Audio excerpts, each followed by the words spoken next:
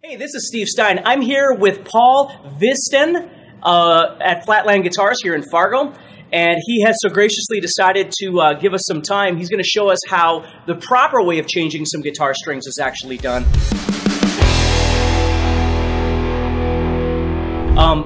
Paul has been my guitar tech for a long time. Basically what I do is I tend to take my guitars and wreck them, and then when they get so bad I bring them to him and he fixes them. So thank you, Paul, for taking your time with us today. You bet. Can you tell us a little bit how you got into this whole thing? Yeah, just the whole, I'm much better at fixing guitars and playing them, and I like to hang out with guitars, so Sure. I'm able to do what I like and play guitar. That's awesome. But yeah, and I've been working on guitars now for the last 20 years now, so can get to going on stringing a guitar, and stringing a guitar the proper way helps with many things, most importantly keeping the guitar in tune. So starting here, guitar's in need of strings, so we're going to first start with some of the tools that we might need. One, a string clipper, a string winder of any sort. I prefer not to use these, but they do work very well. Guitar tuner, any variety. I like the headstock clip-on styles. Sure. And some guitar polish to clean her up, which I've been using this Music Nomad 1 polish, which is really nice because it has the works for most finishes, and it has a wax and everything all built into the finish, so it makes the guitar look wonderful. Cool. Can you use? I'm sorry. Can you use that on pretty much any style body, or is there only certain ones that?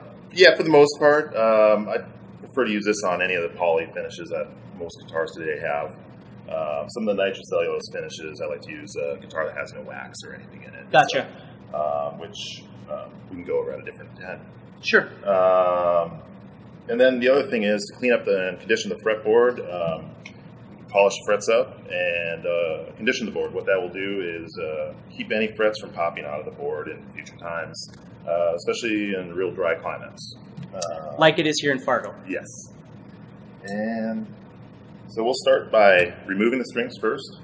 I use a drill and a string winder attachment just because it's much quicker and a little more efficient. Okay.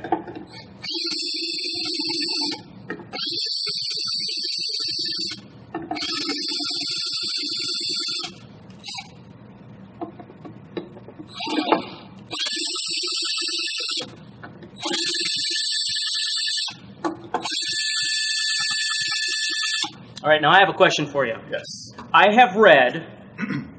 Now, if you're a gigging musician, if you actually play, you know, like if you need to change strings and you're in the middle of a set or right before you're going to go on, you want to get these suckers changed as quickly as humanly possible and get them stretched out and get going.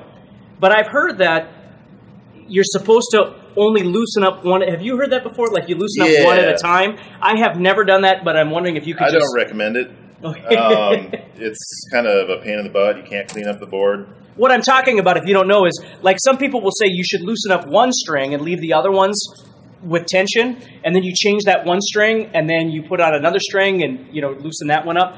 But in my opinion, it would take forever to do something like that. It does, and guitars are built hardily enough. They do have a truss rod, and you're generally not going to even have to touch it after, because unless you're changing string gauges or anything like that, sure. The tension's going to be the same. So, sure. And it's only a brief period of time that you're without tension on the neck. So, right. There really isn't a reason to string it that way. Right. Cool. And so, well, then I'm doing that right. Yes. So, and then I just loosen up the strings enough so there's a good amount of slack on them. Okay. And then you take your end nipper on the bridge pins, and you don't want to cramp down real hard, but just right on the crease of the string. And you can use the saddle right here as a leverage. Sure. And just lightly squeeze and push down. The string then comes straight up. Awesome. And go straight across all 6 strings.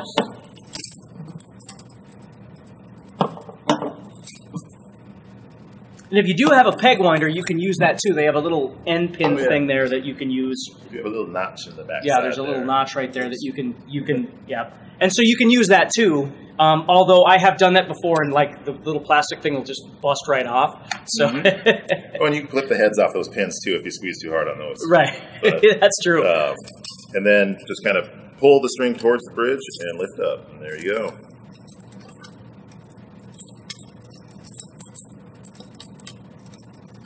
See, he's more patient than me. Well, he actually gets to cheat because he has it on the drill. Because I would loosen all these up, and then if I don't get them to the point where I can pull them out, I just wind up snipping them, and then I pull them out that way, unless they fall in there, and then I got to shake it to get it out. And you have a maraca. Awesome. Exactly. Strings are off, and we'll just wind them up and discard. One thing to look at here, if your guitar has an undersaddle pickup. Can you tell me what an undersaddle pickup is? Majority of your acoustic guitars are going to have a pickup that sits underneath the saddle. What that is a piezo element, and for an electric, if yours has electric elements, Yep. So just you want to be careful to if you pull the saddle out or anything like that, you just want to make sure it goes back in even and flat. And we'll continue on that once we get the strings going on the guitar. Cool. So now at this point, you have the strings off the guitar. I forgot one item real quick. Okay, so sound hole plug comes in really handy on this part of the job. You don't have to do it. I like to because it keeps any debris out of the guitar.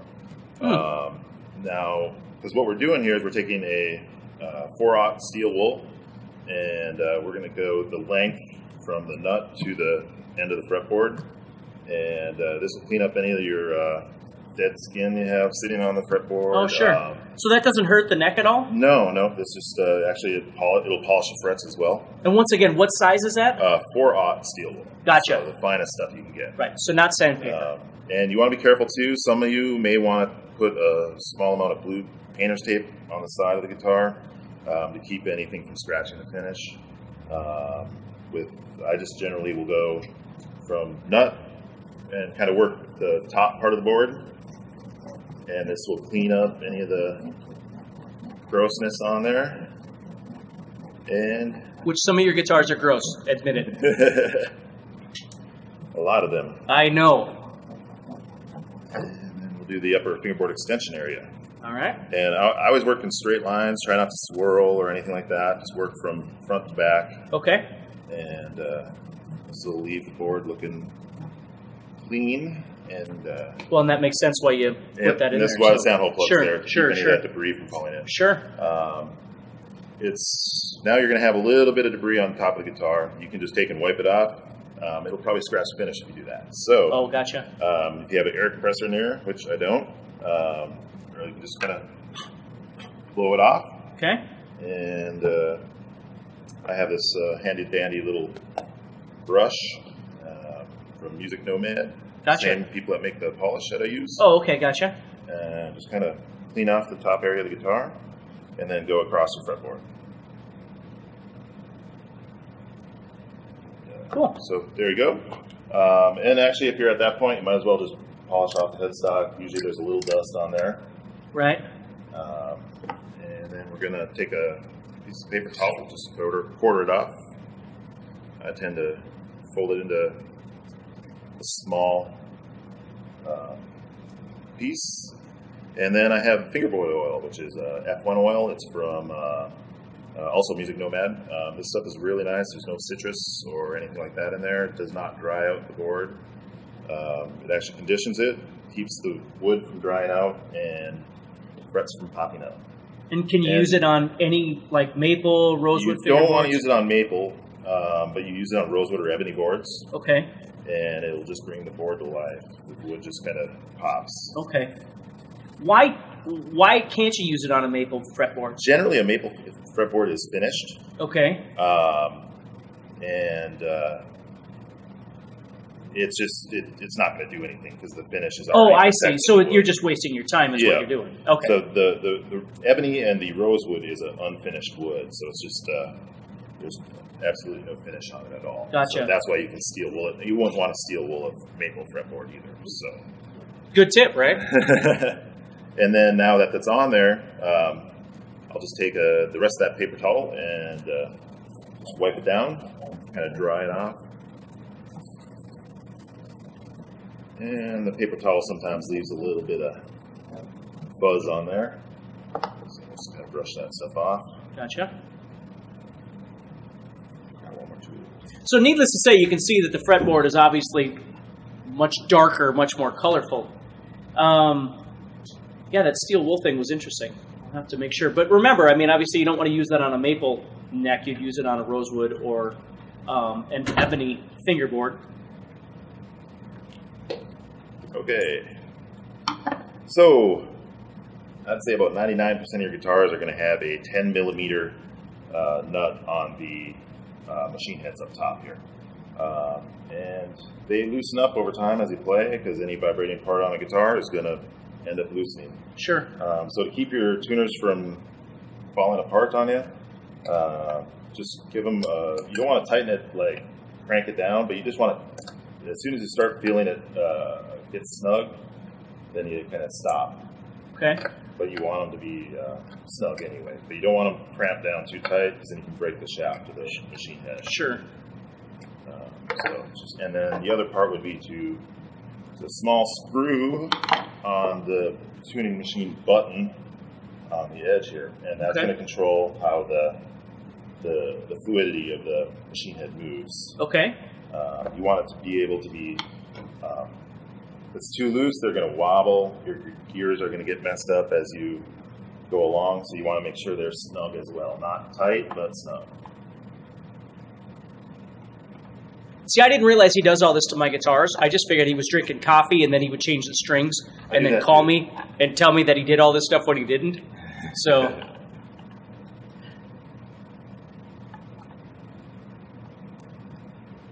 at this point, since your guitar is without strings, it's really easy to polish at this point. Okay. So that's another benefit to taking all the strings off because you can get underneath the string area and get all that dust that accumulates. Sure. Generally, most polishes you want to shake up to get all the solids going. Right. And just a slight mist over the top is all you really need. Okay. And however you polish, you polish. Okay. I choose these microfiber cloths, which are real nice. You can get them at any store. Buy them in bulk at Costco if you like. Okay. Which is where I get them. Okay. And I don't worry about the rest of the guitar necessarily at this point. I just get the top of the guitar, especially under the strings, because you're not going to be able to get there after the strings are on. Sure. And that goes for the headstock as well. At that point, I'll generally just put a small mist onto the cloth. Gotcha. And that will just help pick up any of the rest of the dust left on there and keep it looking real nice.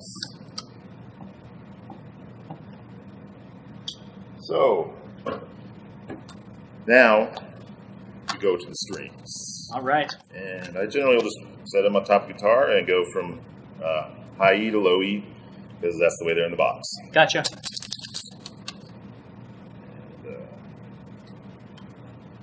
The other thing is obviously notice how he's got everything organized. Usually I've lost 2 of those pins by now, and my cats are usually playing with those strings, and my children have stolen half of these guitar strings. So it's nice that he's got everything actually organized so he knows where everything is, which I think is probably pretty important to your efficiency. So it does help. The important thing, if you haven't restrung an acoustic guitar before, only thing holding these in is friction basically. The front of the bridge pin is going to have a little concave cut in the front, and what you're going to want to do, that ball end of the string is going to rest on the front edge of the pin right here, and then on the top of the bridge plate on the inside of the guitar. So if you get the ball end stuck underneath the bridge pin, as you tune the guitar up, the bridge pin's going to go flying in the air. And that's half the fun, is having that thing rocket out of there. So and knock an eye out. Yep. So what I'll do is I'll put the ball end of the string into the bridge, and then pop the bridge pin on top of it. Okay. Right at this point, the ball end is sitting underneath there. So if you put your finger on top of the bridge pin and give a quick snug, okay, and that is locked in place. Oh wow, okay. That's how you keep it from shooting out of there. Yep. Oh. So. I usually have to hold it with one finger over here, and then I'm trying to wind over here. What you can do also, if you're having a problem string, if you take the ball end and just bend it forward just a little bit. Okay. And then put it in the bridge with that bend towards the neck. Oh, okay. Cool. And that way it's just going to pull up a little easier. Most guitars you won't have to do that, but sometimes you end up with a problem on it. And then I just let the strings come off towards the end. I'll get all of them in the bridge at first, one time. Sure.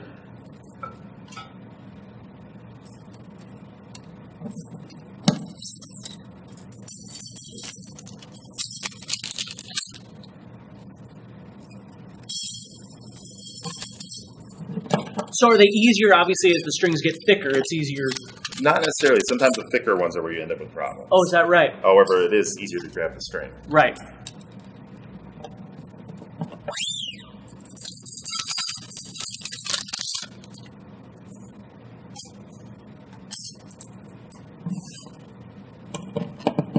you go. So you don't need these anymore, so get a garbage can nearby. Toss them in there. Okay.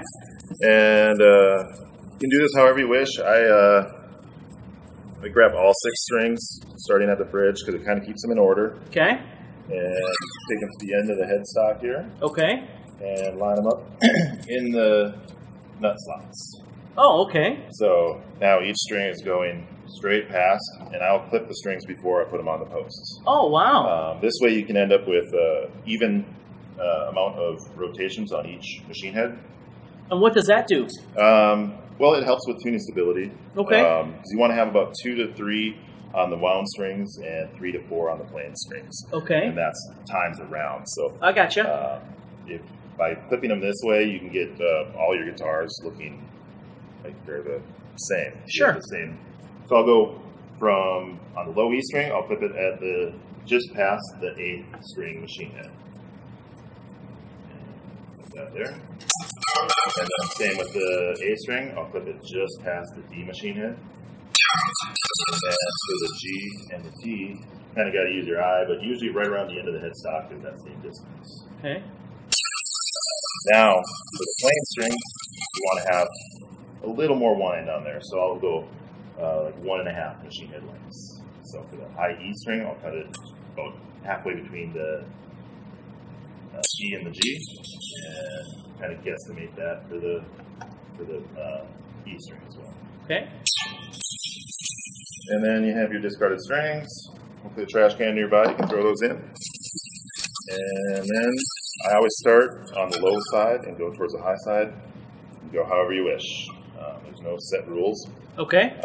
Going back to when we were talking about having a undersaddle pickup, sometimes you want to start with your 2 middle strings. To put tension in the center? Yep, because you want even tension across on the saddle. Gotcha. If you don't have even tension across, you might have certain strings that are louder than others. Oh, I gotcha. And it just helps get the tension even. Okay. On this guitar, we don't need to worry about that, so I'm just going to go my standard route, and I'll go first start with just popping the string through, so the end of the string has maybe just a little more than the width of the string popping through the other side of the tuning post. Okay. And then I'll bend it at a 90-degree angle and pull the string up in place, grab that string winder, and oops. You want to make sure now when you're tuning it, the winds are going to go underneath where that string is coming out. Okay. Because what the machine head has a curve to it. Okay. As you go down, it's going to push the string up into that extension there. Yep. It's going to lock it in place. Okay, gotcha. So these are essentially locking to it.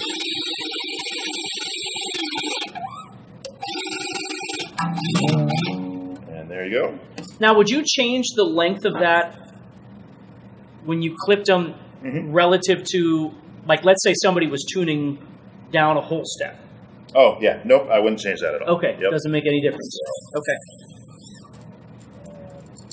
Wherever the post is, just wherever it's easier to put it through. I always like to go so I can put a quick crimp on the string. Gotcha. And again, you want the string to wind underneath that part of the string coming out of the tune post. Sure.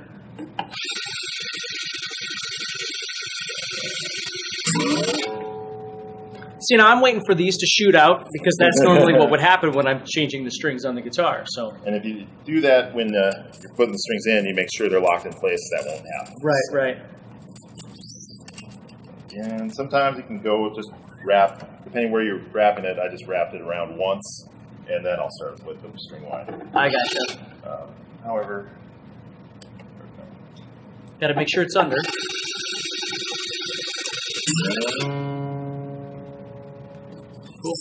And on to the other side.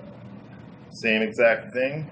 The other thing I should have mentioned, you want to have all of your winds come to the inside of the headstock. So now, coming to the opposing side of the headstock, we're going to wrap the opposite way. Right. Obviously, some headstocks, as you probably know, are 3 and 3, where there's 3 on one side, 3 on the other side, or 6 in line, where they're all on the top or all on the bottom. And I'm not tuning them to pitch, I'm just getting them so there's tension on them. Sure.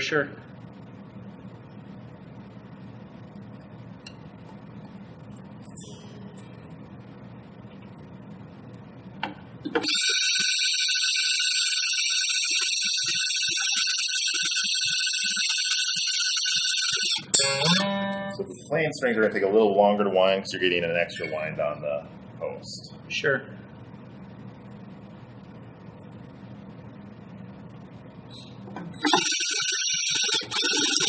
And I also use my hand to make sure there's always tension on the string. So you're pulling back on the string. Yep. You don't want to put any crimp in it, but what I'm doing is just using the pad of my thumb and then my index finger pushing it into my palm. Yeah, so kind of doing this. Holding it tight. You don't want to turning it like this. Yep. You just want to make sure you don't get it crimped in there because that string is dead if you do that. Sure. Which is going to bring me to a quick point.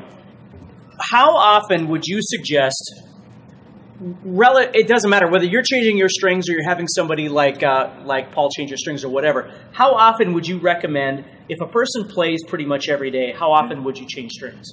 It can vary from person to person and the type of strings they use. So if you're playing every day, you might want to change them once a month. Some people, if you're playing every day, might want to change them once a week. Yeah. Depending on how much you play and also the oil composition of your hands. Everybody's a little different in that aspect. If your board has mountains of dead skin piled up on it, you're probably going to change your string a lot faster than somebody that plays the guitar a lot and doesn't have that. Okay. 2 quick questions, and then we'll get back to this. So, first of all, how you used the steel wool to take the dead skin off of those. What would you do for a maple neck? On those, that's a good question. I generally will use a polish. Okay. And just kind of rub it off. Gotcha. And it usually comes off pretty quick doing it that way as well. Okay. But I don't like to use the polish on a bare wood. Okay. And the other thing is you personally, because Paul plays guitar too, do you wash your hands before you play? I mean, yeah. I'm going to be honest with you. I don't. Yep. And it's not that I'm gross. I wash my hands on a regular basis, but I don't always think about washing my hands before I grab my guitar. I just grab my guitar and play. And I'm assuming that probably kills the strings. Yeah, there are things out there that you can, string cleaners and whatnot that you can use. Do you find those to be effective? They are, yes. Okay. If you use them after you play, it just kind of helps clean your oils off the strings, keeps the strings alive a little bit longer. Okay. And yeah, I try to get, personally on my own guitars, I try to get as much life as I can out of them. Sure. I guarantee you his guitars are way cleaner than my guitars are. Yeah, well, so. I don't know about that. I clean everybody else. Yeah, exactly. So, yeah. Where were we? Oh, you're going to, I'm not sure what you're going to do. Okay. See, this is what happens when you derail the talent, right? Yes. All right, so now that we have the strings up to tension, before I even tune it, I'll generally take and stretch the string out. What that's going to do is it's going to pull the tension on the post, so the string tightens up on there as much as possible. And the strings have stretch to them, so they're going to stretch out and loosen up, and your tuning stability is very much part of that. So by taking the string. Again, I'll take my two middle fingers and my thumb and just kind of push with my fingers and my thumb apart. Just kind of doing this. What I'm doing, I'll go down the length of the neck. And guys, this is really important to understand because, like, I've had people that, I mean, they've been playing for years and their guitar is always going out of tune. You got to make sure that when you put a new set of strings on that you stretch those out effectively. Otherwise, you're going to be playing and you're going to constantly be going out of tune. And even if you're an amazing player and your guitar's out of tune, it still sounds horrible. So this stage right here is essential in making sure that that guitar stays in tune. Now, that doesn't mean that you're not going to tune it on a regular basis after this. You know, right now we're in the middle of winter and it's 20 below zero outside. So we got to tune our guitars all the time. But it's going to stay in tune much better if you effectively stretch these strings out. So, So for example, we're sitting here at this pitch, which is less than an eighth, but so just as a reference point, that's the pitch. We're going to go stretch the string, and again down the length of the fretboard towards the nut. So it drops quite a bit. Yeah, it makes a big difference. I'll go across all of the strings. So what he's doing right now is awesome because it's serving two purposes. It's stretching that string so you can tune it up effectively, but it's also tightening it at the nut or at the pin, excuse me, at the machine head. Thank you. At the machine head. That way you're tightening that piece and you're stretching it out so it'll stay in tune much better. So then at this point, I've stretched them once, and I will go on put the whatever tuner you have. I prefer the headstock style, and then just tuner up the pitch. Again, it doesn't have to be exactly on pitch because you're going to stretch them out again. And I'm assuming you do the same thing that I do. You just keep stretching them until they don't want to tune anymore. Essentially, yeah. Generally, you can get away with 2-3 times through, and that should be enough. Sure. Because like a lot of you, if you do a lot of bending, like blues bending, stuff like that, that's where you're really going to notice it if your strings aren't stretched out enough.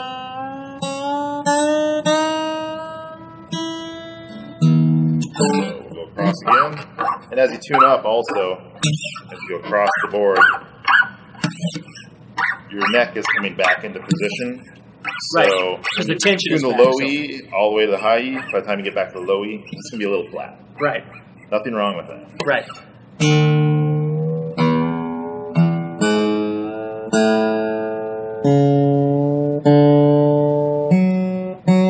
On acoustic guitars, I'll generally stop after the 2 times. Through the stretching process. Okay. But we'll just do one more just to... Why would you stop after 2 times? Just usually all it is. Okay, gotcha. Yeah. So if you're really effective in that stretching, it should only take a couple, 3 times. So. And you don't want to pull too hard and break the string. That does happen. Right. You can tune a guitar sitting flat on its back as it is here. But once you put it up in the playing position, probably going to be a little out of tune. Right. Just because the guitar is used to sitting upright. So now I'll take and go across and double check the tuning. And if they're a little sharp, I'll stretch them just a little bit at this point because you never want to tune down to pitch. You always want to tune from low to up. If you start going sharp and then you tune down to the note you want to hit, it may get caught in the nut. It may whatever. So then you'll play a couple chords and it's out of tune. So you drop below. If you're too high up, if the pitch is too high, you drop underneath and then you bring it back up. Exactly.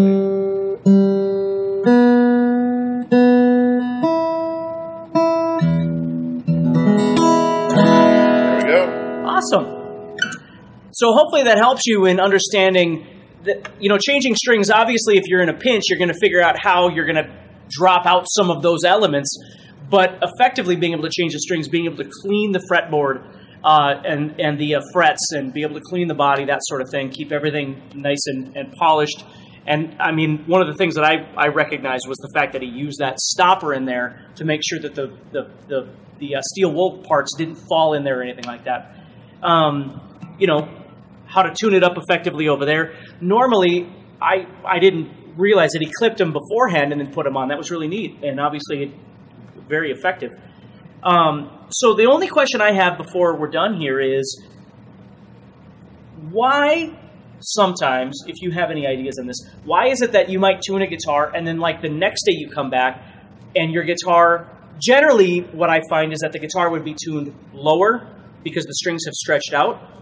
But why in God's name is it that sometimes you'll have a guitar that's actually sharp? What's happening, and that gets into another topic, the guitar is obviously made out of wood. Right.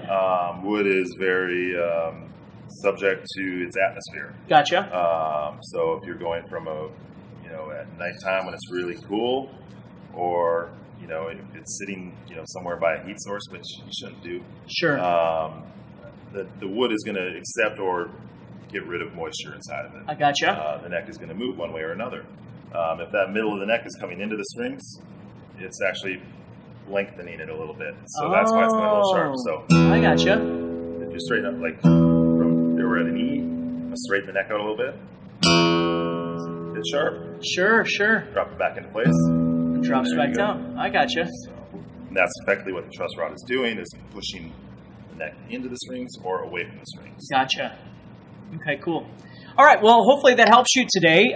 Thank you, Paul. Thanks for your time. And we'll be back soon with a number of different tips to help you on acoustic guitars, on electric guitars, on amps, all sorts of different things. Just helping you set your stuff up a little bit better, take care of your stuff so it lasts longer, and certainly sounds better. So take care, and we'll speak to you soon. Thank you for watching this video. If you're enjoying this video and you'd like to support the channel so we can continue to bring you more free content, please take a moment to subscribe to the channel and turn on notifications and let me know what you think in the comments below. Also, if you'd like more in-depth training and courses, go to guitarzoom.com and get started for free today.